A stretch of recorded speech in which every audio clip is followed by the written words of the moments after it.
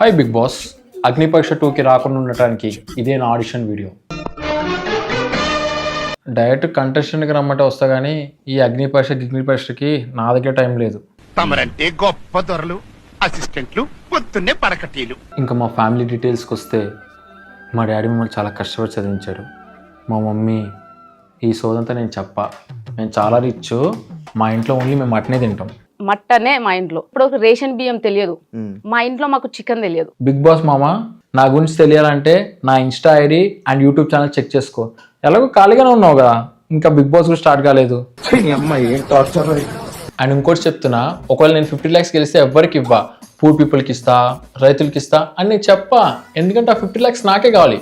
నువ్వు చెప్పు big boss మామ, ఒకవేళ నువ్వే 50 lakhs గెలిస్తే ఎవరికైనా ఇస్తావా? మాటలు నేర్చాడు వీడు. నాకు పెద్ద ఇంట్రెస్ట్ ఏం లేదు బిగ్ బాస్లోకి రావాలని. ఎలాగో కొన్ని డేస్లో బిగ్ బాస్లోకి హోస్ట్ గాను గెస్ట్ గాను వస్తాను, తర్వాత నీ ఇష్టం. ఇదేంట్రా అయితే? అరే నీ అబ్బా, ఇక నా టాలెంట్ అంటావా, నా ఫాలోవర్స్ నాడు వాళ్ళే చెప్తారు. మీ అందరికీ ఒక రిక్వెస్ట్, దయచేసి ఈ వీడియోని షేర్ చేయకండి. దయచేసి నన్ను హీరోని చేయకండమ్మా. సరే బిగ్ బాస్ మామ, నాగార్జున బాబాయ్ని కూడా అడిగానని చెప్పు. బాయ్.